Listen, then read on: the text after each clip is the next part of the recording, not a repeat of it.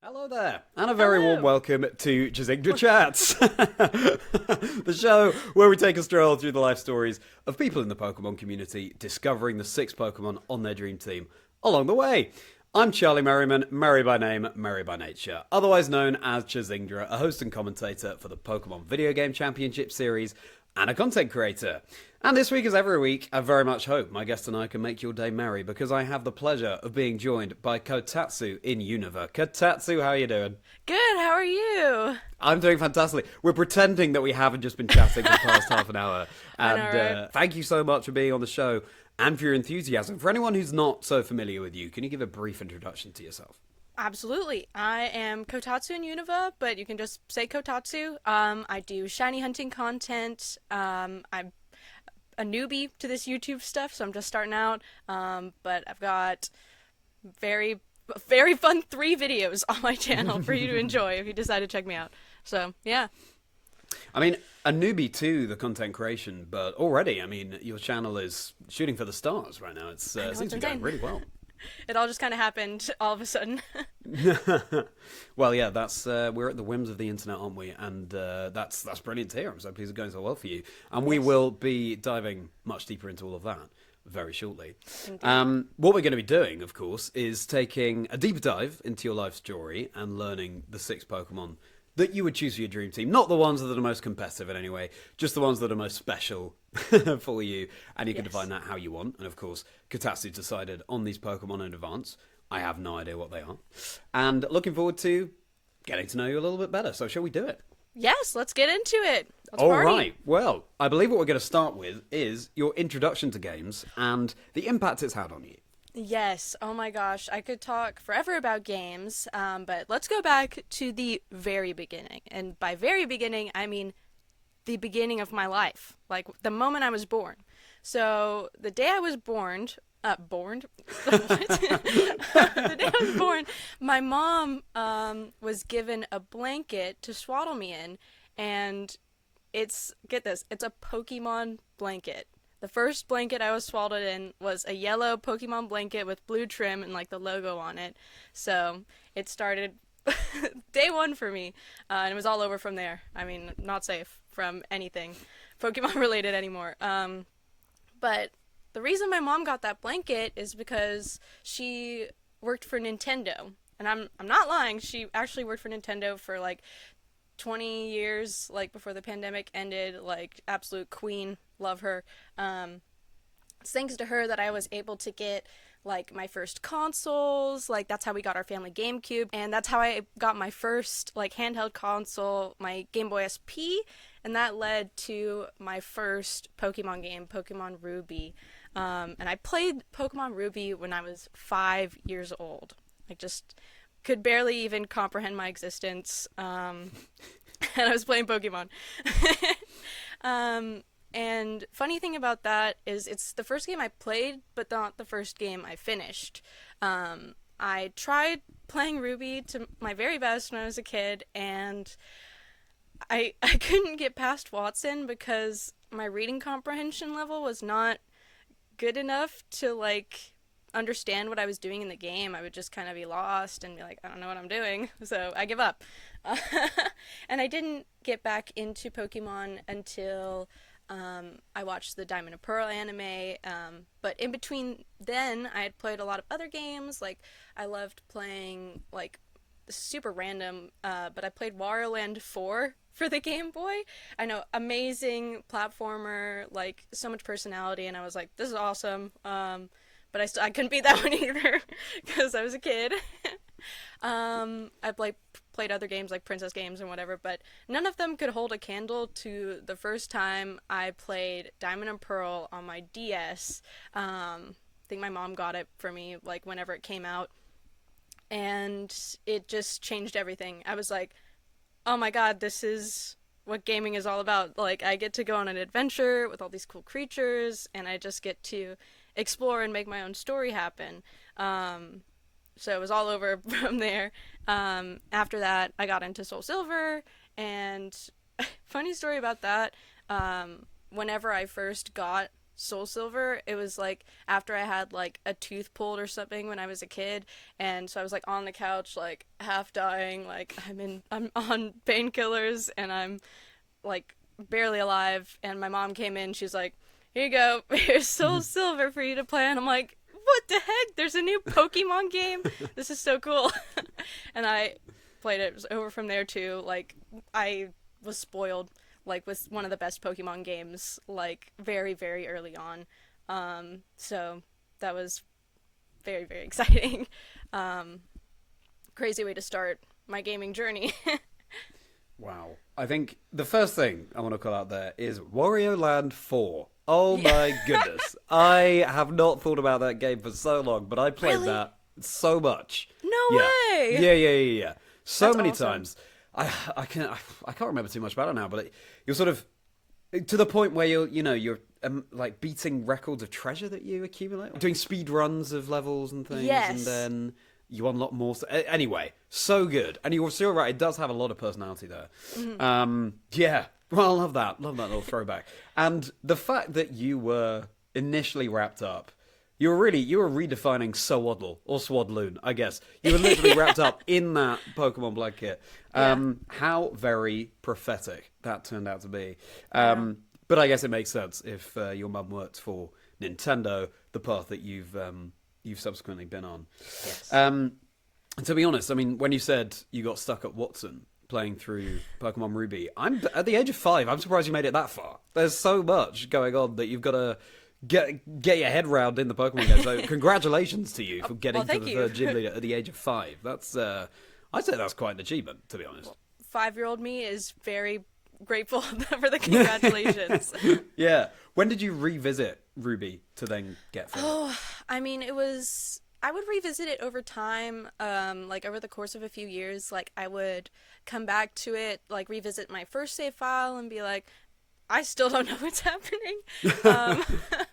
Because, like, you get to the point in some games where, like, you progress a certain amount and you put it down for a while and then you kind of lose the sauce with it. You, like, I don't remember what happened at all. I don't remember where I was supposed to go. So it's kind of hard to go from there. So I restarted that file probably, like, 4 times over the years. And only, like, recently, I think I actually recently revisited it to set up a playthrough for, like, content for my first video, so I could have Ruby and Sapphire going to soft reset on. So this save file's been, not the save file, but the cartridge has been on a long journey over the course of many years. Oh my goodness, wow. But then, yeah, Diamond and Pearl came at the right time for you. And I think that's such a big part of any game that anyone gets really into is the timing. It's that age sweet spot. I think it was the same for me with Pokemon Silver, and the fact that the stars just aligned for you with Diamond and Pearl. That makes total sense. And before we uncover more about your life story at Kotatsu, I think it's probably time that we ask what the first Pokemon is that's going to be joining your dream team. Because perhaps it's tying in with Ruby or Diamond and Pearl. We'll have to find out. But enlighten us. Yes. No. Okay. I actually wanted to mention how another thing that got me into the games more was the anime and the movies that I watched, the Pokemon anime, the movies. And the one movie that stood out to me the most out of all the other movies was the third movie. Entei is my favorite Pokemon of all time and my first team member. Watching that movie changed my life, frankly. Like, there's no better way to put it. It's really hard to find a way to start talking about this because there's so many things I could say about how cool it is, about how impactful the movie was, but I'll start somewhere. To get a little personal about it, you know the plot of the third movie, right? It's this little girl who loses her dad to his research. He gets kidnapped by the unknown, he disappears, and she's left alone in the world with no parents, no friends really, to sort of fend for herself. And Ash and the gang, Ash's mom gets stolen by Entei to be the little girl's mom. Entei is her mom. It's like, it's this crazy story, like, it goes all over the place. But what I really connected with was the loneliness that Molly, the main character of the movie, has. And when I was a kid, my dad would be gone a lot when he was working, he had to travel a lot. So I really connected with that because I'm like, oh, my dad isn't here either. This is crazy. And also the escapism part of the movie. Like, she relies on this fantasy world to get her through her life, right?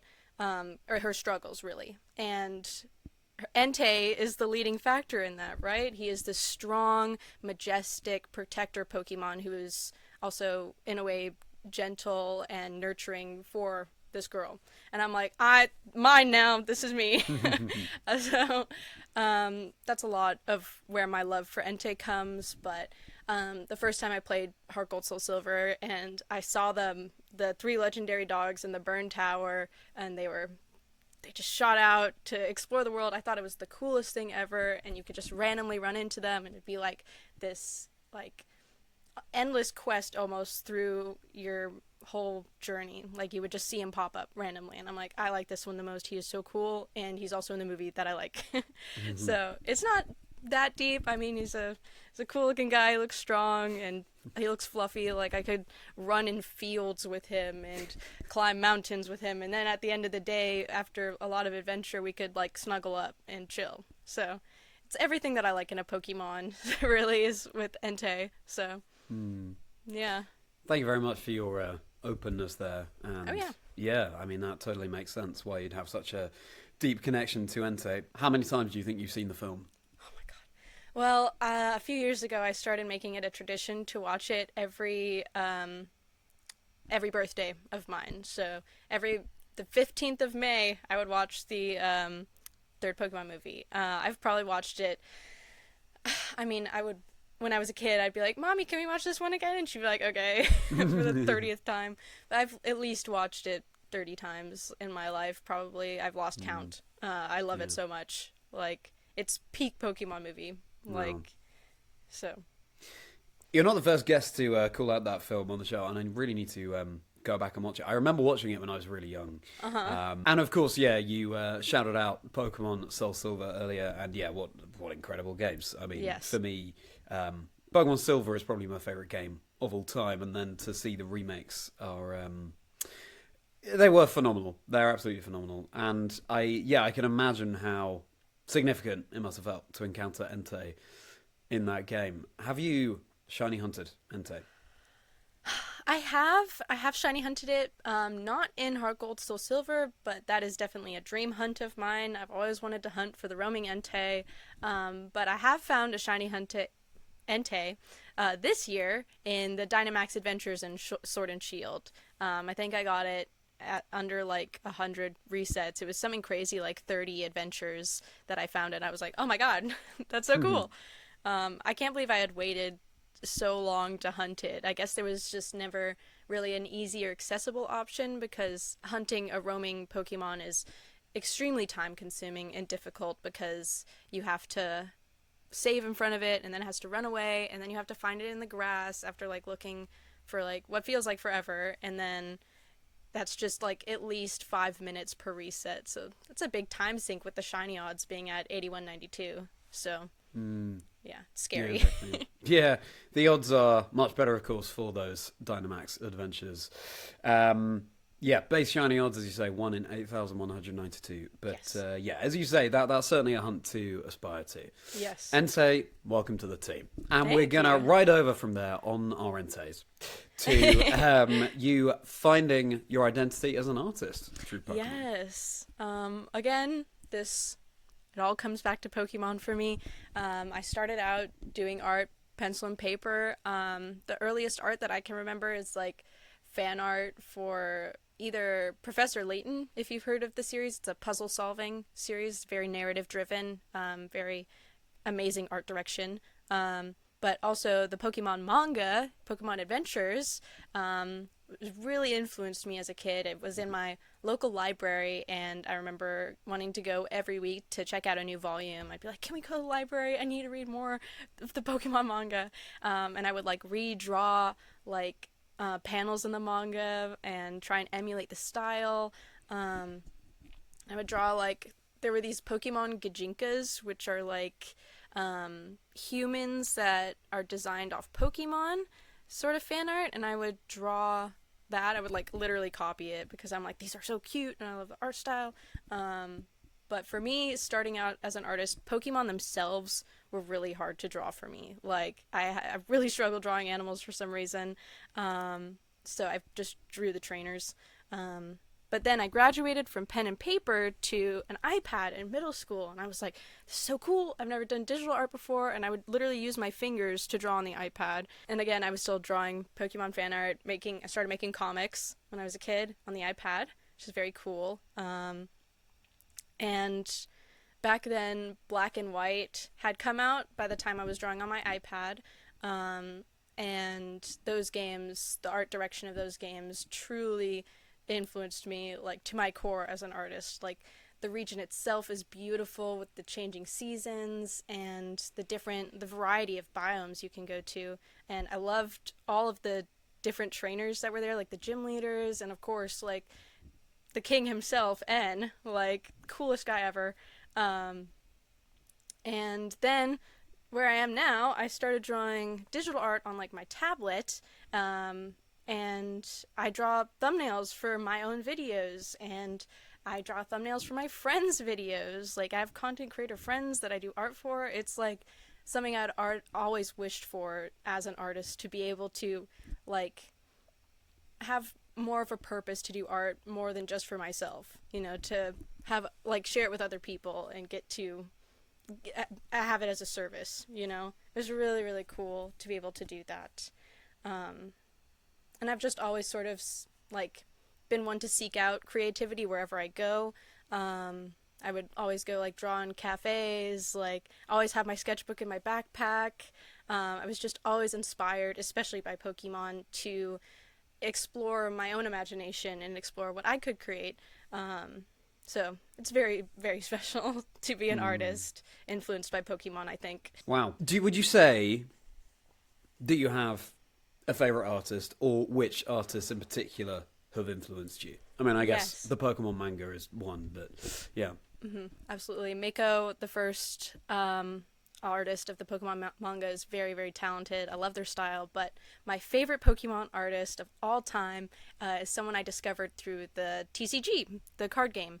Back when I started really collecting in the Sun Moon era, there was this artist who I would always pick out, like, these beautiful trainer cards, and I'm like, I really love the style of this person. Who is this? And, like, the cards have the trainer name on the bottom, so I would always look at him, and the same name would come up, and I'd be like, who is Megumi Mizutani? Like, I need to know everything about her because I love her style. And then I learned she does concept art for the games, and she's designed Pokemon and designed trainers. She's the artist who designed Mimikyu, actually. Got on my shirt right now. And I was like, oh my god, she's so cool. She does everything I want to do. This is amazing. So definitely she is my biggest influence for sure. So talented. My next favorite Pokemon is actually the first Pokemon I ever did fan art for, like, in the hype cycle leading up to a game. And that is none other than Drampa, the Grandpa Dragon. I love this guy so much. A huge plush of him right behind me. So when Sun and Moon were first coming out, they were very special in how much they decided to divulge information to fellow trainers before releasing the game. They were releasing, like, trailers every few weeks, I think. And I remember I would be in high school and I would check YouTube every morning to see if they had uploaded a new trailer for these games, because I was very, very excited to see what Alola had to offer, because Hawaii in itself is a beautiful place. There's so much, like, you can do with it with Pokemon and stuff, but the last Pokemon I expected to be in Hawaii is this old weird dragon guy, and seeing him in his announcement trailer, I was like, this is the best thing ever. A grandpa dragon. This is adorable, and I love it. And I think its Pokédex entries, it talks about how it's, like, very gentle and nurturing, and it cares for kids, which is super cute, but it can also totally whoop butt. Like, he can get angry if you mess with Grandpa, and I'm like, you know what, same. Like, I can relate to this guy. He's cool, Plus, he falls under the same, like, umbrella of, like, gentle protector Pokemon, kind of the same way I like Entei. Just a dude I can adventure with and then relax with. Also, Drampa can fly, which, I mean, I've always wanted to fly, and flying with a Drampa is like, it's giving never-ending story, it's giving whimsy. I love the vibe so much. He's very silly, and I love silly guys. Yeah, Drampa. Yes. I'm a big fan of Drampa as well. And yes. Yeah, I mean, you have your protector Pokemon that's land-bound, you can ride on as you run around, and now the one that can fly in the sky as well. So they complement each other really well. And how did you said something like this was the first Pokemon you did fan art for or something? Or yes. You designed for, yeah. Yes, so, like I said, starting out as an artist, Pokemon themselves were very difficult to draw, so I gravitated more towards the trainers and their designs because I love drawing people. They're so expressive and just the variety. Like, it's just so much fun, and character design is something that I'm really passionate about, too. So drawing Drampa was, I think, the first Pokemon I actually feel like I correctly drew. Like, I drew, like, really bad sketches of Pokemon before, and I'm like, oh my god, I can't even look at this. This is so bad. Like, I'm not even claiming this as my own anymore. But Drampa was the first one that I was like, oh my god, I just drew a Pokemon, and like, this is so cool. This is a huge step in my art journey, really. It was, I don't know, it was just very exciting to have that moment where I was excited for these games to come out, and I was probably one of the first people to draw this newly announced Pokemon, so it felt even more special too. And I think I posted it on Twitter back in 2016, be like, I drew Drampa, I'm so excited for these games. So yes, very, very special to me. What a fascinating story. And let's swoop over from there onto your love of animals. Yes. My family has always been a dog family. We have had dogs for as long as I can remember.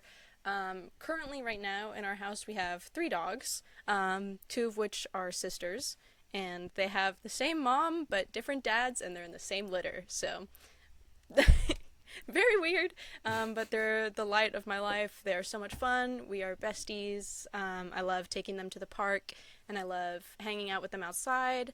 One of the girls is very quirky in how she likes to take people's socks, and then she presents them to you as if it's some gift, and she's so excited, and I just love how much personality dogs have, and they're just full of so much love, and I want to reciprocate that love because I've always been so attached to animals. Like, ever since I was a kid, I was like, I want to rescue all the dogs. Like, when I grow up, I'm gonna have a big house, and I'm gonna have like 100 dogs and take care of them all and rescue them and adopt them. And of course, that is a very unrealistic goal to have. But the heart is there for me. I want to protect these animals because they can't protect themselves a lot of the time, especially with the way things are laid out. Yeah, I just love that companionship too, the partnership of, a pet and an owner, a Pokemon and a trainer. It's very much the same to me. Just sort of the companionship is what I really love about having a pet, because it's so much more fun to do things when you're not alone. Just that shared experience makes it a lot more meaningful to me. So... Yeah. Very special. Wise words indeed. Well, I guess the natural next question there is, what are the names of your dogs? So the sisters that I mentioned, their names are Olive and June. Olive is the one who steals the socks, and June is, she's obsessed with food. She loves eating. And she loves nibbling on metal for some reason. Like, it's very strange. Like, we'll come downstairs and she's like licking the metal leg of an ottoman, and we're like, what are you doing? And then we have our sweet senior dog, Maude, who I love very much. She's 12 years old now, so she's my childhood dog. Very active. We have taken her to, like, the beach, and she loves running on the beach. She loves going to the park. She's a very active dog. and they're all just amazing and sweet and wonderful. They're all rescue dogs. Adopt, don't shop. That's my number one thing. Because so many dogs need homes. You don't need to be going to a breeder for a dog. Yeah. Absolutely. Yes. Thank you for that advice too. And I think dogs, of course, known for their loyalty, and important to be able to reward that, show them the loyalty that they show us as well. So you said Maude you've had since childhood, and then roughly how many years after that would you have got your other two dogs? Oh, they were pandemic puppies. So we got them summer of COVID, summer of 2020. I don't even remember why we got them. It just sort of happened. I was in school, so I was trying to keep up, and then I would get texts from my parents being like, so there are these dogs that we're going to adopt, and I'd be like, oh my gosh, okay. Like, and we adopted them when they were very young, like puppies, like just a few weeks old. The youngest you can adopt a dog safely. So I remember I had a terrible sleep schedule back then. I was up at like 3 a.m. and I would sleep in till noon, because, COVID just does things to people. And I remember in the middle of the night, the girls were still getting potty trained. So my dad or my mom would have to, take them outside in the middle of the night to go potty. And I would just be in the kitchen making food, and my dad would come down, both dogs under each arm, and it was just so cute to see them like grow up and get to know them the more they develop their personalities, and just watch them blossom. It's so wonderful. I think the fact that especially since you had Maude from such a young age, makes a lot of sense as to your love of Pokemon as well. Like if there's been that love of animals inculcated from a very young age, then that makes total sense. And we'll bound over from there to learn what the third Pokemon is joining your dream team. Okay, so everyone knows this Pokemon. If you've watched my channel, everyone knows about Mijo the Totodile. I love Mijo so much. The reason I included her, wanted to talk about her in this section about dogs, is because Mijo is actually adopted. I rescued her from an abandoned copy of Pokemon Gold. So I was at work one day. I work at a Pokemon Store, which we can probably talk about later.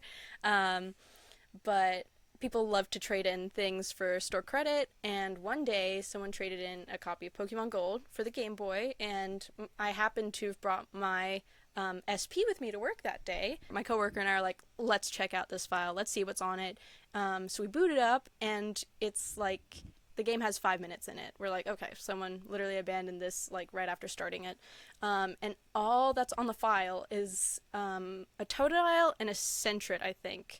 And the Totodile was nicknamed Mijo, which, if you guys don't know, that means it's a term of endearment in Spanish for like a child. You would be like, oh, Mijo, I love you so much. Like, I think it's a masculine term. There's Mijo and Mija.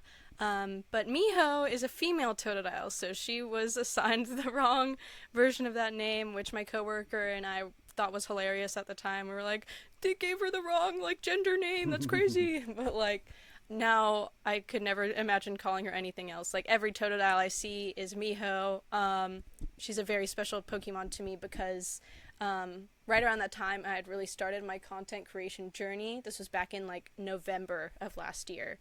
And I decided, I'm going to adopt this Totodile, I'm going to transfer her to my own save file, and after that, I'm going to show her the world. I'm going to take her to every game and let her experience the flavor of each region. I'm going to have her do contests, I'm going to have her learn a Z move, I'm going to go on picnics with her, like, just basically give this abandoned Totodile the world, because no Pokemon or animal should ever have to be abandoned or tossed to the side just because it's inconvenient for someone. So I just was very inspired to, give her the best life I possibly could. Wow. That's an incredible story. I love that commitment that you made to yourself and to Mijo. And I hope that at some point, maybe the person who traded in that copy of Pokemon Gold hears this, or comes across your channel and then sees Mijo there and thinks, well, thank you so much, Kotatsu, for Oh my gosh. giving Mijo a second life. The Centret, not so much, but we... It just wasn't nicknamed, so we were like, I don't know. I think I still transferred it over anyway, because like I was already trading Mijo over. Okay, that's good. On some file. I think it's probably on my copy of Gold or Crystal. I'm not sure. Yeah. I did not abandon the Centret. Yeah. No, that's great that you were able to transfer the Centret as well. But what amazing lore behind Mijo, and I had no idea. I'm sure plenty of people won't have known that it ran that deep with Mijo the Totodile. Absolutely incredible. Wow. Well, from there, let's go into talking about shiny hunting and ADHD. Yes. I love talking about this so much because it's very near and dear to me. I have ADD, may or may not be ADHD. I was diagnosed when I was very young. It's been a big struggle in my life, especially going to school, being neurodivergent, having a disorder. Really, it makes everything so much harder. Like, it was so much harder to make friends. It was so much harder to do my classwork. It was hard for me to get ready to go to school in the first place. Like, I could barely focus on anything I had to focus on, and I threw myself into whatever I wanted to focus on, and everything else disappeared. Which now I realize is a superpower and not something that will hold me back like it used to. But as far as ADD, ADHD, neurodivergency relates to shiny hunting, I think it's really interesting because me and Matt, AbsolBlogs, were talking the other day about this because, like, in the lead up to this podcast, I was like, what can I say about this, like, more than I already can? And he's like, I actually think most shiny hunters are neurodivergent. And I'm like, really? Where'd you get that from? He's like, well, most people in the server that were in the shiny hunting server are neurodivergent. And I'm like, really? I hadn't realized that. Like, for so long it was something that was a very introspective experience where I would be like, I hadn't thought in depth about what it did for me or my disorder, but I had realized over the years that it's almost like the equivalent of a fidget toy, having that shiny hunt on the side. So, like, I would be in college class, like, online during COVID, and I would have a shiny hunt going on the side, and I would be able to focus really well on my work. I would be able to listen to the lecture, I'd be able to take notes, but I'd also have a shiny hunt going on the side, and I'm like, wait a sec, I can actually focus a lot more when I'm doing this. It's also, like, I don't know how to put it. It's, like, the perfect amount of stimulation and also, like, semi-high stakes, where it's just the perfect amount of engagement for my, like, negative dopamine brain. Like, it's so interesting to think about how other people might have this experience too, right? Where they're neurodivergent and they have shiny hunting help with their focus, or with, like, for me, I have anxiety as well, and having shiny hunting on the side or just doing that, it really helps relax me. That repetitive task of soft resetting or doing encounters, it's just very consistent, and there's still, like, at the end of the journey, you have a goal in mind. You're like, I'm going to get a shiny at the end of this, and it's all going to be worth it. But it's also a soothing thing in a way. I don't know if anyone else has ever had this take or this experience, but it'd be really cool to hear if they did, because it can't just be me, right? I would not be surprised if plenty of other people identify with that. And I love that you're now at the point where you feel like actually you're ADD, potentially ADHD, flipping it on its head. You feel like, no, this is actually a superpower. This is something that can benefit me if I learn to work within it. The passion that it gives me for certain things that you might not have been expecting. Right. Then allows you to commit so much harder to those things, and some incredible stuff can come out of that. As someone who has a health condition themselves, I think it's important that we start to reframe the narrative on right. Yes, it's a lot better for, like, the mental health too, where, like, because I was bullied for so many years for my interests. I was called, like, the Pokemon girl derogatory version in middle school, where they'd be like, ew, it's the Pokemon girl, because I had, like, a Pikachu backpack, and, like, it was, like, my whole personality or whatever, but I didn't care. And, like, I remember being in class in elementary school, and I would be, like, tapping my finger on my desk or, like, tapping my pencil, and then the person next to me would be like, can you stop? And I'd be like, oh, I'm so sorry. And then before I even realized it, I was tapping again. And they would, like, not want to hang out with me because I annoyed them so much. And I'm like, I don't know what I'm doing wrong. I don't even realize it. So it's definitely been a long journey for me, and I'm sure many others who have struggled with a disorder or a health condition like you. It can be very hard. Yeah. I also just think it's a question of, as we get older, also people around us are more understanding of these things. And also it's a question of, I think now people are far more understanding about these things than maybe even 20 or so years ago. And Absolutely. So it's obviously wonderful that is the case.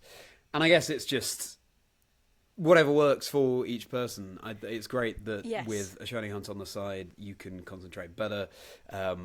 Some people, of course, this is not an excuse to game while learning. Or, yes, I do not want to say that. I'm not endorsing that. I think it is. Yeah, it's also important to bear in mind that not everyone fits, of course, into one mold, and things will work differently for different people to help them focus and do work. And thank you for sharing that, because again, I think plenty of people will connect with that. So, on that note, let's go from there. Let's learn who's joining Entei and Drampa and Mijo the Totodile. Who's going to be number 4? Number 4 is my favorite Pokemon from Unova. It's going to be Reuniqueless. I love this silly Jello psychic guy so much. It's has so much personality. I'm not really sure how it relates to ADD, ADHD, but it might make an awesome fidget, honestly, with how, like, squishy it is and has, like, the little orbs in it or whatever. So that's cool, too. But I remember when I first played the Gen 5 games, like Pokemon Black version, I had seen Reuniqueless, like, in, I think, a trailer or something. I'd seen it outside of the games, and I'm like, oh my god, this is so cute. I love this Pokemon, like, immediately. I can't wait to catch it. And as some of you may know, Pokemon, there are version differences between the games. So, like, I think it's, like, Growlithe in one game and Meowth in another game for, like, the Kanto games or something. But for Black and White, the differences were Gothitelle was in Pokemon Black and Reuniqueless was in Pokemon White. And my first was Pokemon Black. So I remember searching for this Pokemon and being like, why can't I find it? I've seen trainers with it. Caitlin of the Elite Four has it. Why can't I have it? And then I learned it was in Pokemon White, and I was like, well, now I need to get Pokemon White too. So it all worked out in the end. But I love Pokemon that are, like, more defensive, a little more slow. I love the strategy that goes into that for setting up. But they can also pack quite a punch. Like, Reuniqueless is a very strong psychic type, so I think it's just so cool. I love the idea of you saying, oh, well, my hand is forced, I'll just have to get Pokemon White then. It's such a chore. I'm very pleased that you were able to find that Reuniqueless. Yeah, personally, I am more of a fan of Reuniqueless than Gothitelle, but right, yeah. Certainly in the competitive community, I mean, Gothitelle is a much better competitive Pokemon in terms of VG, in terms of the double battles with its but you can run tag Trick Room on Reuniqueless, ability. and it has Recover, and I know in the Indigo Disc DLC, I think Amaris has a terastallized Reuniqueless in the Blueberry Academy, and that was a force to be reckoned with. She had a very strong team, so do not sleep on Reuniqueless. No, it's true. I'm fully on that train as well, Kotatsu. I will do what I can to spread the good word of Reuniqueless. I fear that a lot of people in the competitive community might not be on board, but we'll do our best. We will try and spread the merits. And those guys are going to get blindsided when they get hit with Reuniqueless. Yeah, I think Reuniqueless is quite good in singles. Yeah. Because of how bulky it is, but I think Gothitelle tends to be better for doubles with its shadow tag ability, trapping in opposing Pokemon, as long as they're not ghost types. That's scary. And of course, first mention of Unova as well. And now let's go from there into something that you teed up a little bit earlier on, your experience working in a Pokemon store. In a Pokemon store, yes. All my retail girlies and boys out there know what it's like. It's retail, but what makes it special is that it is a Pokemon store. So all of the fellow nerds, gamers come in to, I guess, share in the love of what we all, can relate to. We have that shared appreciation for Pokemon. We all collect the cards. We all collect plushes. Me, obviously, I like figures all behind me. It's a massive collection. But working in a Pokemon store, it was my first job, actually. When I was 16, my parents were like, okay, go to the mall, find a job. We're not going to pick you up until you find a job. And I was like, okay, I'll do it, I guess. So first place I went to was the Pokemon store because I loved going there. And I'm like, I have so much Pokemon knowledge already. I'm just going to shoot my shot and be like, I am probably know more than everybody already working there, which is a weird thing to assume. But I happened to get really lucky, and I was there the same day the owner was there. So I talked to the guy working there, and I'm like, hey, are you guys hiring?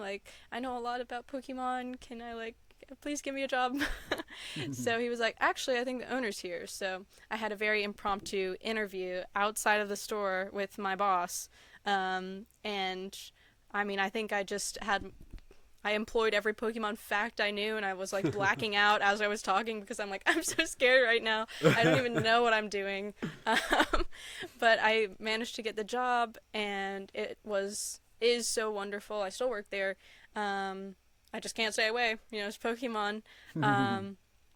But having that experience when I was, just starting to work, having a place I could go to where I could relate with these other people who loved the same thing I loved was really, really cool, because I didn't necessarily have that experience at school where I would have the chance to meet a lot of people who also love Pokemon. I was with the same old crowd as I usually was. I'm like, I know you wouldn't talk to me. So having that opportunity to connect with people through my job was really, really cool. And over the years, I've grown to really appreciate especially working with the kids, because I see myself in a lot of these kids that come into the store, they're just so excited and they're so passionate about Pokemon, and these kids are so knowledgeable. They know so much.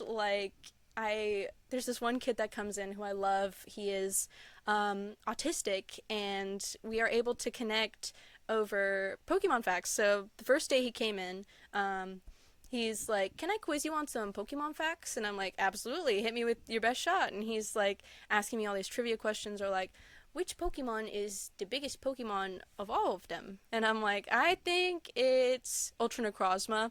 And he's like, I thought it was Wailord. And I'm like, no, I think it's Ultra Necrozma. Let me look it up. And I think it is, right? I might be wrong. I couldn't tell you, but both good answers. I think it is, honestly. Just barely beats out Wailord. Feel free to correct me.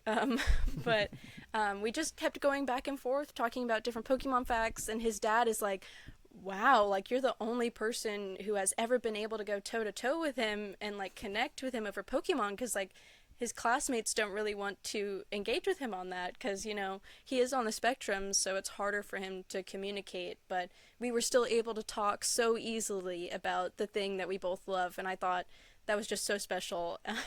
And every time they come into the store now, we go back and forth with new Pokemon facts we had come up with, and it's so wonderful to, be the person that I needed when I was a kid to connect over the thing that I loved that maybe not everybody else could connect with me on. So I especially am grateful for the chance to be able to connect with the kids whose parents are maybe more dismissive. What breaks my heart the most are the parents who do not want to support their kids' hobbies and love. So if I can do that, then that is amazing. So, yeah. Wow, that is wonderful to hear. I think the way you put it as, be the person who wasn't there for you when you were that age is, that's so important. That's the kind of thing that ultimately, bit by bit, makes the world a better place. Exactly. Yes. Really, really thrilled to hear that. The idea of your parents dropping you off and just saying, okay, we're not picking you up until you find a job. I mean, it's one way of doing it. I mean, it works. It got me a job. Yeah, exactly. And what's really scary. good about that is you just stuck to what you knew you enjoyed, and yes. It all It all worked out. Also, I love the idea of you in this impromptu interview just trying to impress your now boss with the most niche Pokemon facts you can. Like, did you know that Yanma is a one-selling counter on Route 35 in Johto unless you have an outbreak? And he's like, okay, yeah, it's like what? I'm speaking a different language to him or something. He's like, I guess she knows what she's talking about. yeah. And you're still working there. I mean, that's brilliant. Would you say that, especially now that you're doing content creation as well, would you say that at any point it feels like a sort of oversaturation of Pokemon? Or actually, do you really enjoy how it all complements each other? Oh, that's a difficult question, because I mean, I think sometimes maybe I need to take a break because I am surrounded by it every day, whether it's at work or at home, but I don't feel overwhelmed in the sense where I'm like, oh, this is just so much Pokemon. It's like, oh, this is so much working. I'm at my job every day. This is a lot. But I never feel overwhelmed by Pokemon. I think it's like I get into it on different levels at different times. Like sometimes I'm like, I'm just so tired. All I can manage to do is admire my collection. And sometimes I'm like, I will be making content like crazy, recording all this stuff. But yeah, I don't think I ever really get too overwhelmed. No. Fair enough. Well, no, that's good to hear. It's really great that you're thriving with it all. Well, fascinating. Okay, well, now it's time to learn who's going to be the fifth Pokemon on your dream team alongside Entei and Drampa and Totodile. And I took that too fast to remember. And Reuniclus. Yes. As you already see it, but Phanpy is my fifth member of my team. I love this little guy so much. He is basically the puppy dog equivalent of an elephant. Like, he's cute, he has energy, he can be strong. Like, seeing him in the third movie, it all comes back to the third movie, of course. Seeing Molly use her Phanpy to take down Brock's Onix, like, just with a rollout, I was like, oh my god, this cute, tiny Pokemon can be so strong. That's amazing. And I think it's like the Pokemon I have the most merch of other than Entei. Like Entei I have a ton of figures and stuff, cards too, but Phanpy I have like 6 plushes of it, and I have a little army of them. They're just so cute and so charming, and I love them. A very, very sweet Pokemon. So would you say that it really was the seed for the love of Phanpy really was from just seeing Molly use one in the movie and it I think racing so, through yeah. Brock's team? Yeah. But also like encountering it like across the different games, like in different regions. Like I would see it in the wild, like, and I'd be like, this guy is so cute, but like they don't give it to you early enough in the game to like actually use it. Like in Heart Gold and Soul Silver, you can get it after Claire's gym, which is the 8th gym badge. They do rectify that in Scarlet and Violet. You can catch Phanpy, I believe, in the desert. So you can get it whenever you want, pretty much. So I think you can technically catch Phanpy before Claire's gym. Really? Yeah, I think you can just head down to that route and catch it, and then you can go back up to the gym. I will have to try that out. Because I always thought it was locked behind Blackthorn City and the icy path or whatever. Like you'd have to beat Price's gym to go past the Rage Candy Bar guy, and then that can go to Claire's gym. But I would love to be proven wrong so I can do a playthrough with an early Phanpy. I was definitely getting that geeky thrill just there, and you talking in depth about how Gen 2 works and how the sequences you have to go through, because Johto is definitely my favourite. I love Johto. Favourite region. And I guess, yeah, of course, Phanpy is a Pokemon introduced in Generation 2 with the Gold and Silver games. But of course, your first game was Pokemon Ruby. You played through Heart Gold, Soul Silver. Did you then go back and play through? Well, you said you have Crystal. You had that cartridge of gold that someone brought into the store. So you then went back and played the Game Boy Color games. How was that for you, going from Game Boy Advance back in time, so to speak? Were you just as enthralled, or did you feel like, having experienced an updated version of Pokemon, let's say, it was lacking something? How was that for you? Well, I didn't play it until after I'd played the DS games, and then I got my copy of Gold. I had an even greater appreciation for how the games used to be, like, after having played more modern games. Like, it is amazing to see how far they've come, as far as graphical capabilities and, like, storytelling, region design.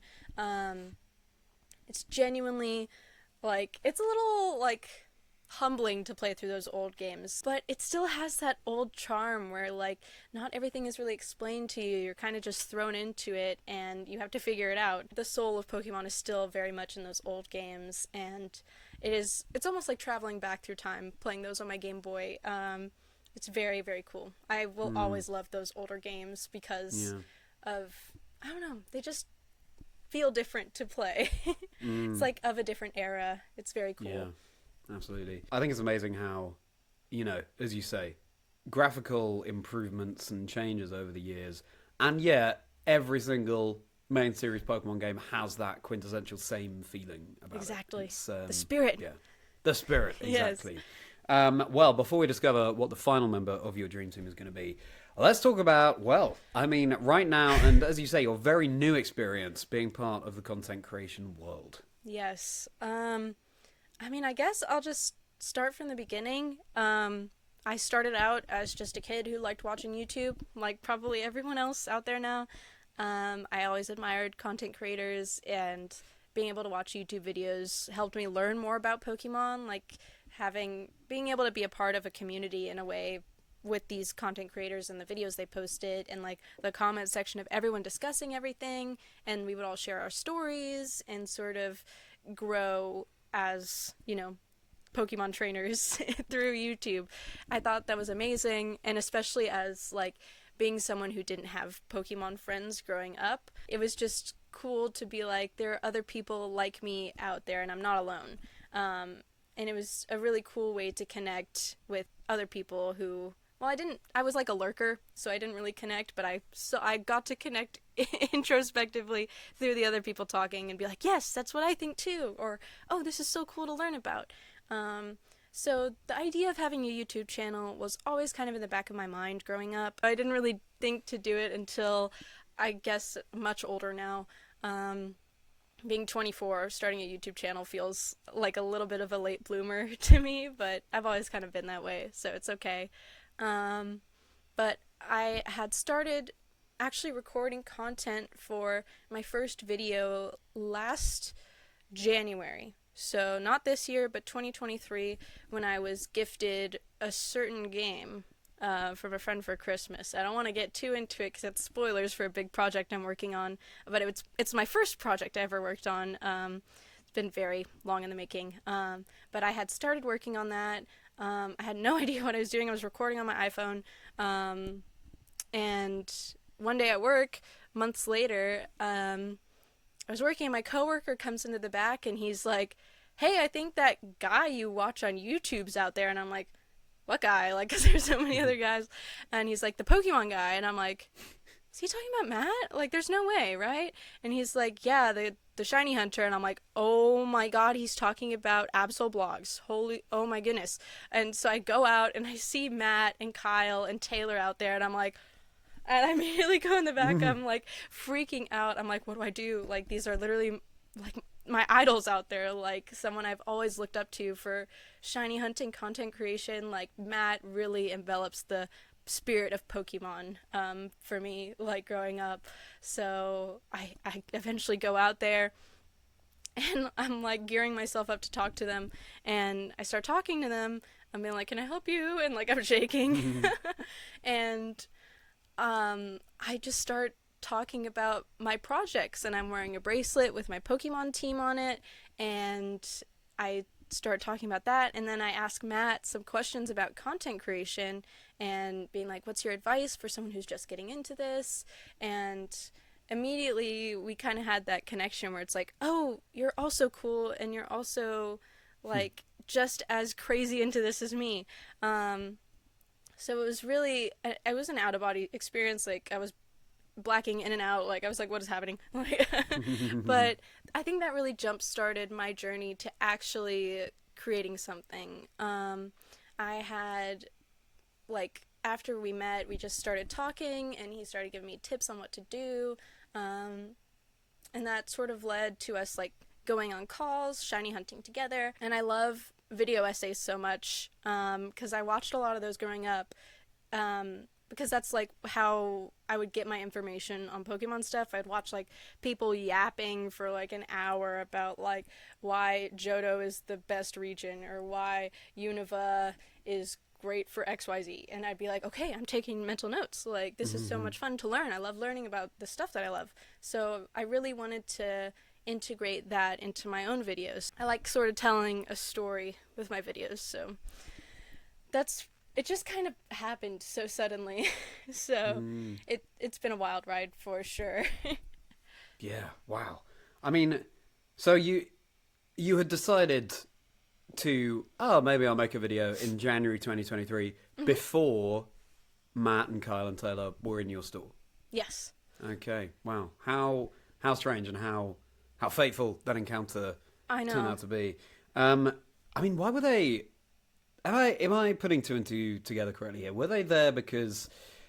Was it during that Safari Week last year? Yes, it was during last year's Safari Week IRL. Yes. Yeah. And I believe Matt talks about it in his video, or he even mentioned it on his episode of the podcast, where he wasn't even originally planning on going to Austin to visit, because it was such a long drive from where he lived in Louisiana. So really, it was really like the stars aligned. Like, I happened to be working that day. They happened to come in, and they didn't even come to the mall for our store. They came for a different store, and they happened upon our store, and they were like, there's a Pokemon store here? That's so cool. Like, a once-in-a-lifetime sort of... It was a shiny encounter in real life. Like, it was unreal. Wow. Can you imagine? I mean, it's a good thing, especially you were saying earlier about how you can have anxiety. Mm-hmm. Can you imagine if you hadn't gone out and said hello to them? I mean, things would be totally different for you now. Yeah, I wouldn't have... I might not have even started making videos the way that I have now. Like, I definitely would not be in the position that I am now if I didn't have, like, the courage to say something. But then again, how could I not say something? Like, whenever you see your favorite YouTuber out in public, you have to be like, I need to get a picture with them. Oh, I need to tell everyone I met them because I love them so much. So it was just, it was very spur of the moment. I am very shy, so it was very scary to have that encounter. Like, I was shaking. I was like, what do I say? Like, how do I seem cool? How do I shoot my shot so I can try and make new friends? Because I think the reason that I really decided to take a shot and introduce myself and try and make a friend was because I'm so deeply scared of regret. Like, that is the worst thing I could ever sit with, like, by myself, about to go to sleep, and be like, I really regret not doing this. So I did what I had to do to avoid feeling that way. Well, that's brilliant. And yeah, as you say, do check out Matt's episode of Chazingdra Chats if you haven't already. Get a little insight into such a groundbreaking shiny hunting content creator and otherwise Pokemon creator as well. That's absolutely fascinating. And then it's all up from there. I mean, from what that would have been last summer, and now we're just over 12 months later. Yes. But all of a sudden, you've been to a Safari Week in real life, and you've been making these videos, even if it's not your own. You've been appearing in so many other people's videos, and all of a sudden, you've sort of become, I guess, one of the foremost shiny hunting content creators. I mean, how does that feel? I mean, it still doesn't feel real, honestly. I wouldn't even call myself a prominent creator. I would. Oh, well, thank you. You know what? Then I guess I will. But, I mean, I feel like it's still too early. Like, I still only have 2 videos out, but at the same time, I've had, like, unbelievable opportunities. I was invited to NAIC, the North American International Championships in June, and then I was invited to Worlds, which is something I could ever only dream of attending. NAIC was my first Pokemon event ever that I'd been to. And if you had asked me a year ago if, like, I would meet my favorite creator, go on to start making YouTube videos, go to be invited to NAIC, be invited to Worlds, get to work with the amazing people on the Pokemon Company team, like, I'd be like, you're joking. That's not real. I am so grateful every day for the people who have watched my videos, the people who support me, like, and my friends in the shiny hunting community who are all amazing and so just ready to include me in their projects and just hang out. It's like anything and everything I could have ever dreamed of. Like, they're the friends I've always wanted, the community I've always wanted to be a part of, like, that connection I had always yearned for is real. Like, it's truly baffling to me, and I couldn't be happier with where I am today, and I just want to keep growing and have these new opportunities and adventures to go on. It's truly magical. Well, that's brilliant to hear, and it's all because you lent into the things that you're passionate about, Yes. and that really is a theme that comes out from a lot of episodes of the show by just, saying, I'm going to commit to the things I enjoy. I don't care what anyone else thinks about it. Yeah. All of these doors are opened, which is absolutely fantastic to hear. And I also love how, World Championships, North America International Championships are competitive events, but of course they're also a hub for anyone who enjoys Pokemon together. Yes. And I mean, it's kind of an in real life version of what this podcast is all about, just bringing together people from all strands of the community, all the games, no matter how competitively or casually you play. And so it's wonderful that we're given that opportunity. And of course, do check out the interview I did with Kyle, Kwikpanik, which is also on the channel. Someone who does sort of bridge that gap between competitive as well as shiny hunting and casual play. Kyle is so cool. Yeah, agreed. Yes. Well, I mean, there'll be so much more that we can dive into there, and maybe it'll come out in the questions that we will have coming up for you. But for now, it's time to learn who's going to be completing a dream team. Who's going to be number 6? I love number 6 so much. This is a recent pick for me. A Gen 9 Pokemon. I normally don't allow new Pokemon on my team until I've had enough experience with them to warrant them, being a mainstay. But Wattrel is a very special little guy to me now. My first encounter with Wattrel was through the Pokemon anime and Pokemon Horizons. Roy's Wattrel, oh my god, that episode made me cry. It was such a wonderful story to be told about Roy bringing the best out of Wattrel, who was struggling a little bit to get his footing, right? He couldn't really fly, he couldn't fit in with his other pack of Wattrel until Roy helped him learn how to, get wings, I guess. It was a very emotional story for me. I was like, oh my god, I immediately love Kaiden. I watch it in Japanese, so Wattrel is Kaiden to me, the Japanese name. And I just fell in love. And when NAIC came around, Matt and I and Kyle, we decided to shiny hunt on the Nintendo Switch kiosks, which they had set up, which I'm sure you know about this, but it was an amazing experience where they had these like multiple system setups with I think it was Detective Pikachu Returns, Legends Arceus, and Scarlet and Violet on, and we all talked about it. We're like, we have to find a shiny on this, right? This is our number one goal this weekend. We are shiny hunters. Let's do the thing we're good at. So I was like, I'm gonna find a Wattrel. I love Wattrel. I've never found a shiny before. Let's see if we can do it. And I think it was like the day before the last day, we were like, oh my god, we need to get this shiny. And we were recording, we were hunting, and I was, spoiler alert, able to find a shiny Wattrel in Scarlet and Violet. Yay!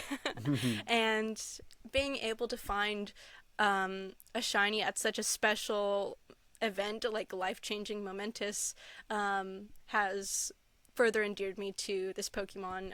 It is a very special little guy.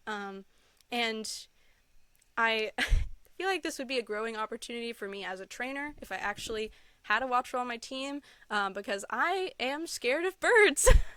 Birds they freak me out. I don't like the talons. I don't like how they can fly erratically. It freaks me out.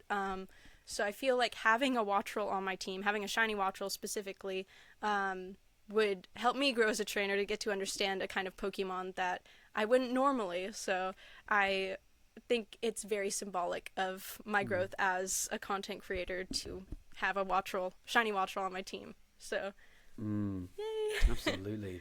And I mean, if you need a little friendly little bird to help you get used to being around birds, then Wattrel is the perfect pet. I wouldn't even call Wattrel's feet talons. They're just little. Like they're pretty chill. There's a little perfect web bird to feet. get used to. Yeah, exactly. So then, this means, Kotatsu, that your team is Entei, Tramper, Meow! Totodile, Reuniclus. I'm now just waiting for you to provide the trade. Fampi. Because then- if you're listening to this, by the way, Kotatsu has plush of every single member Look of at the him team. go! And Wattrel just swooping past. That really, really interesting team. So what? We've got a fire type there. We've got electric flying. We've got ground. We've got psychic, water, and... Normal dragon. Yeah, normal dragon. Yes. Yeah. Very all diverse. Unique types. Yeah, really diverse. And in terms of the generations, we've got 2 from Generation 2. We've got 3 Generation actually. 3, we got true. Entei, with- Totodile, Fampi. We've got Generation 7, we've got Generation 5, and we've got Generation 9. So a good mix of Yes. past meets present / slightly newer than Generation 2. Anyway, Yes. let's say. And diverse kinds of Pokemon as well, with avian and then terrestrial as well. Even swimming, I guess, with Totodile too. Yes. But anyway, it's now time to ask you, if you were to choose one of these to be your partner Pokemon, which would it be? I mean, it goes without saying, Mijo is my girl. She always will be. The best kind of partner I could ask for. She and I have already gone on so many adventures and have so many adventures left to go on.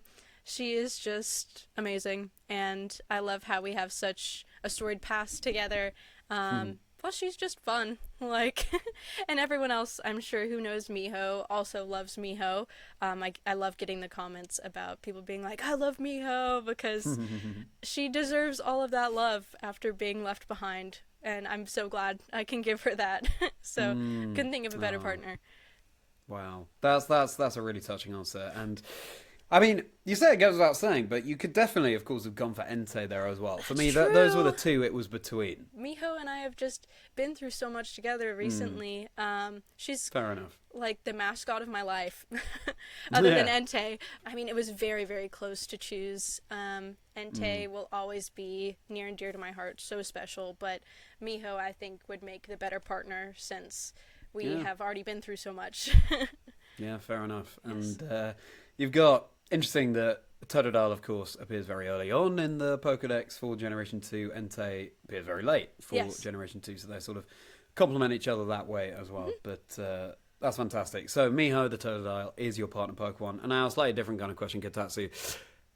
If you were a Pokemon, what do you think you would be? Oh my gosh. I have thought about this before many times. It is a very difficult question because, I'm such a deep, complicated person. It's like so hard to pick just one.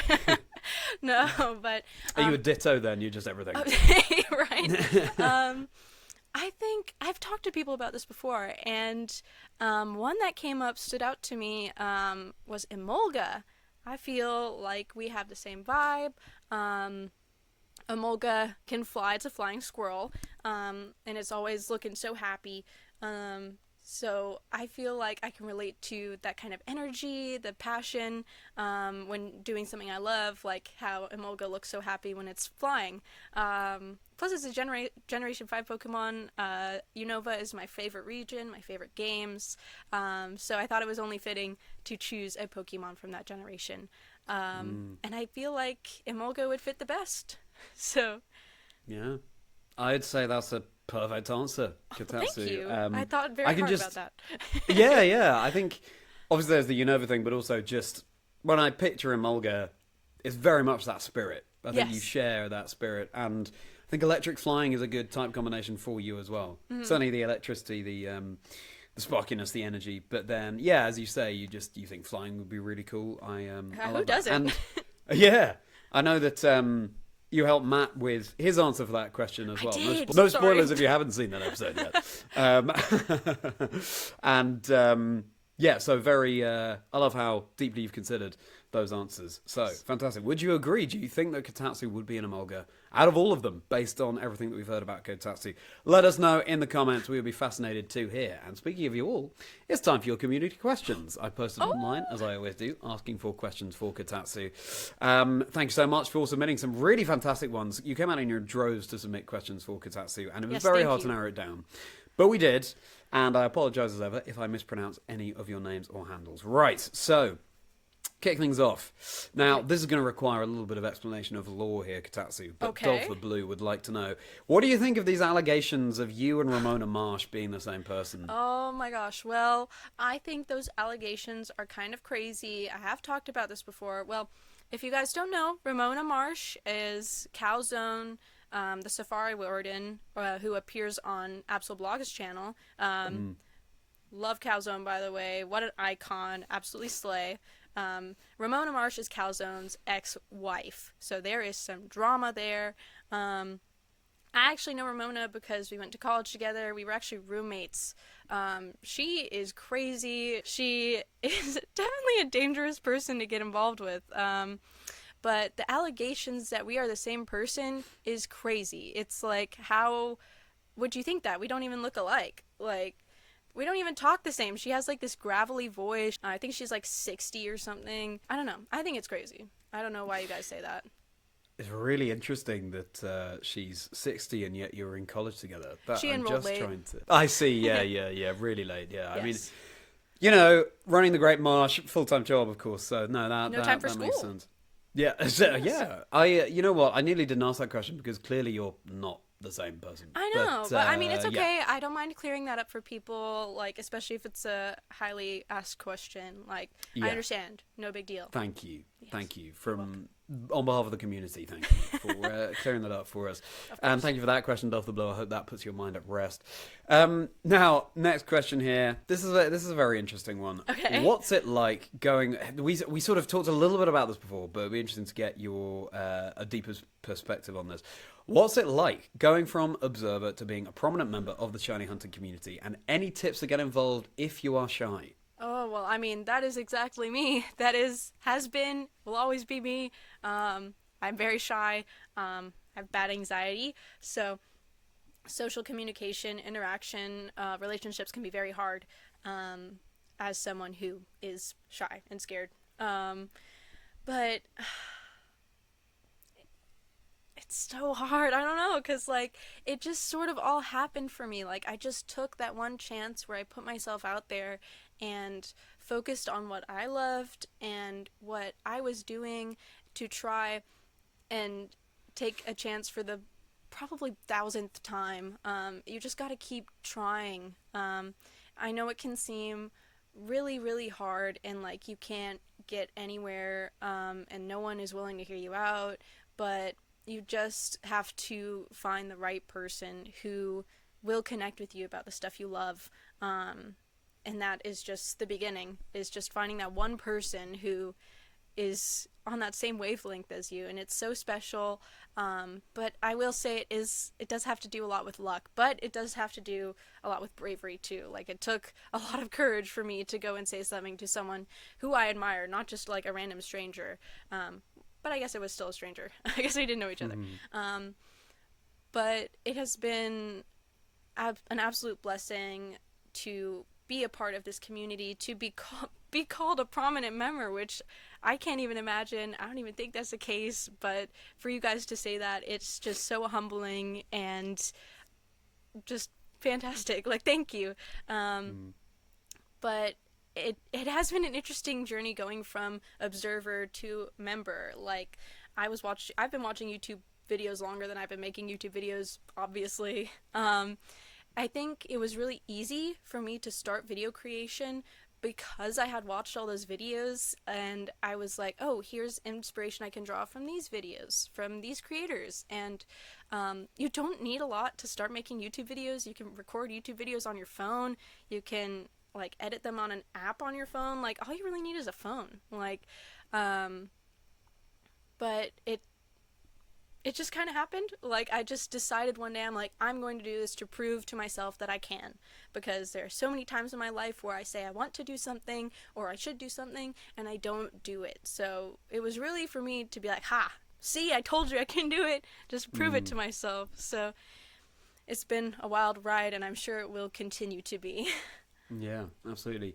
I think, yeah, there is some luck involved in your story, but you sort of created the luck, right? Because, again, as we were saying, you sort of committed to doing something that you loved and leaning so far into doing something that you love.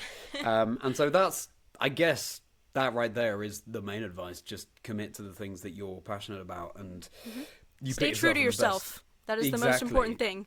Exactly. And you put yourself in the best possible position for luck to come to you, let's say. So, thank you very much for that question, and thank you for your answer, Kotatsu.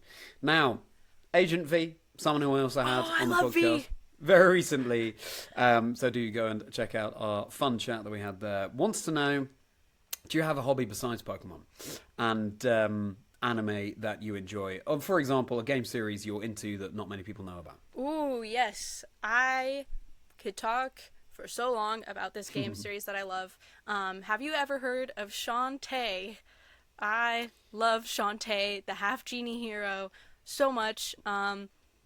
What stands out to me about those games is how the first game was released very late into the Game Boy's lifespan, the Game Boy Color's lifespan. That is became a cult classic. WayForward is the developer, and they have made many amazing games across the years for this genie. She's like a genie that can turn into animals by dancing, and use her long hair as a whip to attack enemies. So it's like this cool Metroidvania meets platformer, meets exploration. It's very, very, very unique, and I love it so much. As far as other hobbies, I love doing art, of course, but being someone who has ADD, ADHD, I have bounced from multiple different hobbies without sticking to them. I have tried, used to crochet, like, for a month, when I was a kid, but I also really want to get into and really love, like, miniature things. Like, a few years ago I started building, like, a miniature replica of the Tin Tower from the Johto games, because I thought it was so cool, and I had seen all these videos of people making these things, and I'm like, I love crafts, so I will do that too, but I never finish it, because it's, going from one thing to the other, the ADD, ADHD mind. So, yeah, I think those two. That's a very cool idea, though. And you never know. Maybe we'll go back to that at some point. But it sounds like a fascinating game series as well. That's really, really good insight. So thank you very much for that, Kotatsu, and thank you for that question, V. And now, final question for you from the name that's been coming up, other than yours, the most in this episode. Matt, AbsolBlogsPokemon. It seems that Kotatsu is commonly misspelled for some reason. What's your favourite misspelling or pronunciation? Yes, I get so many comments from people, which I love. I love it when people comment on my videos so much. And they write my name. They're like, Kotatsu, I loved this video, blah, blah, blah. I loved this Pokemon. This is the Pokemon I'm hunting. Kotatsu, you're doing great. And I'm like, oh my god, thank you. But some people spell Kotatsu wrong in the comments. And it makes me have a little chuckle to myself. But my favorite misspelling, a common one, is Kotatsu. They forget the second T. Understandable. But my personal favorite, I think I've only seen it spelled this way once, is Kawatsu. And it sounds like a Pokemon name. And it also reminds me of koalas, because it's spelled very close to that. So those two are my favorites. I think Matt has a friend who calls me Sasuke for some reason. I'm not sure that's a misspelling or a mispronunciation, but I'm counting it as that because he's calling me that instead of Kotatsu. But I think those three are my favorites. Yeah. Feel free to keep misspelling my name in the comments. It's funny. Yeah, I can definitely see a Pokemon called Kotatsu. Yeah. And I hope that whoever did refer to you as that maybe designs what that Pokemon might look like. That'd be so cool. That'd be brilliant to see. Yeah. Or Yeah, well, or if anyone watching this feels inspired, then let us know. What would Kotatsu look like? What Pokemon would that be? Well, thank you very much, Kotatsu, and thank you for that question, Matt. Thank you for all of your questions there. If you'd like to submit a question for a future guest on Chazingdra Chats, keep an eye on my X at Chazingdra. I'd love to hear what you'd love to hear. So then, Kotatsu, we've heard a lot about you up to now. Yes. But what's next for you? What's next? I mean, I'm just going to keep making videos, keep going on adventures, keep finding shinies, of course. I love shiny hunting. I have recently gotten very into the Poke Radar in Diamond and Pearl, so I will probably make a video about that because it is very cool and I have a lot to say about it. But I have some big projects on the way. Still got to make my NAIC and Worlds video, which I'm very excited to share with everybody. Amazing time in my life. And cool shinies being found as well. So I guess just keep expecting more of the same. Really, more videos will be on my channel, more than just 3. So maybe one day we'll get to 6. That'd be crazy. But yeah, still lots of fun to be had. I really want to engage more with the community in the future because that's what this is all about. We're all supposed to connect with each other over our shared love of Pokemon. It's my favorite thing about it. So definitely more of that in the future. Absolutely. As I asked that, I mean, it is such an exciting time for you in life right now, and so we're all very, very much looking forward to what the future holds for you. You're sort of, again, you're kind of, it's only just begun for you. So, exactly. We cannot wait to see what happens. Yes, thank you. Finally, Kotatsu. No, of course. Looking back from now, someone who suddenly finds themselves as a name in the shiny hunting community, all the way back to the Kotatsu who struggled to get past Watson at the age of 5 in Pokemon Ruby. Again, totally understandable. What advice would you give to that younger you? My main advice would be to not be afraid to embrace what you love most and to just keep creating. Never stop drawing. Always find new, exciting ways to experience what you love. So I guess my biggest advice would be avoid having any regrets. Yes. I mean, if anyone were to find the secret remedy for that, avoiding having any regrets, then that would be, Yeah, please tell me. Quite the elixir. Yeah, exactly. Advice that you yourself have taken on your journey, Kotatsu, and fantastic to see where it's got you. And the chat does not end there, because we will be getting into Kotatsu's Rapidash round, 15 or so minutes, of bonus quickfire questions that Kotatsu has not prepared for. And there's so much I want to ask about. The first random shiny that Kotatsu's ever found. I want to know about the origins of this name, Kotatsu In Unova. I want to take a deeper dive into what Kotatsu enjoys doing outside of Pokemon. And that's just the tip of the iceberg. There'll be so much more that I can't wait to talk to Kotatsu about. So if that sounds like your kind of thing, you can head over to my Patreon. It's linked below, where you can listen to the Rapidash round. Thank you for that pointing demonstration there, Kotatsu. As well as Rapidash rounds with so many of the other guests that I've had on the show. We tend to discover that we've actually barely scratched the surface in the main episode. So it would be fantastic to see you over there, and you can support me as a creator. Fundamentally, though, really appreciate you listening or watching this episode, as it is. So no problem at all if not. But again, the Patreon is linked below if you want to do that. Kotatsu, thank you, and thank you so much again for being on the show. It's been such a privilege to be able to talk to you, especially at this very crazy point in your life, and get your perspective on things, and to share some of your story that I don't think many people at all will be familiar with. So thank you so much again for your openness and for being on the show. Oh my gosh, yeah, of course. Thank you so much for having me. This has been such a pleasure. It's been so much fun. I love talking to people about Pokemon because I love it so much, and there's just so much to say. This has been such a wonderful time. It's been great getting to know you too and chatting. This has been awesome. Thank you so much again for having me. Oh, I'm so pleased that you've had a good time. It's been fantastic talking to you, and the pleasure's all mine. So, if people want to keep up with you online, Kotatsu, where can they find you? You can find me at Kotatsu In Unova on YouTube and Twitter and on Instagram, but the main place is YouTube. If you do want to see some more frequent posts, that's going to be on Twitter and Instagram, maybe some sneak peeks as to what I'm working on. Very exciting. So yeah, those are the main places you can find me. Kotatsu In Unova. Fantastic. Make sure you go and follow along.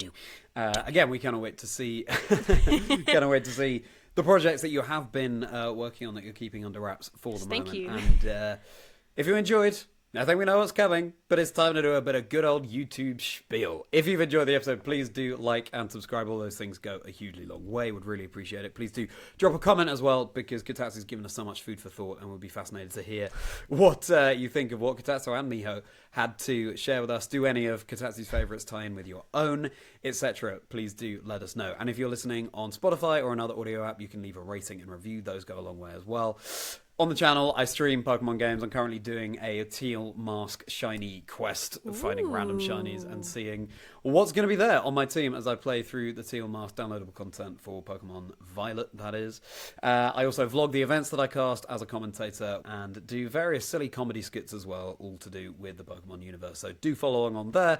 I've got all my socials linked below as well. The X I've called out already, but I'm also on Instagram and TikTok. At Chazingdra is the handle. You can follow the podcast specifically at Chazingdra Chats as well. If you want to spread the word about the show, you can use hashtag 6Pokemon 1 Life Story. The aim is to showcase as broad a range of guests as possible, as I was hinting at earlier on in the episode. Really just unifying the community and showing everything that Pokemon has to offer. And with that, Kotatsu, it's time to get into your Rapidash round. So Let's do it! absolutely. Thank you so much again for tuning in, and it's goodbye from Kotatsu. Bye, guys. And it's goodbye from me. See you either on the Patreon, or if not, see you next time on Chazingdra Chats, where there'll be another 6 Pokemon, 1 life story. So then, how are you feeling about these questions, Kotatsu? I'm feeling excited. I've had a feeling you're going to ask me about my first shiny encounter. So I think about this encounter every once in a while because it's a fun...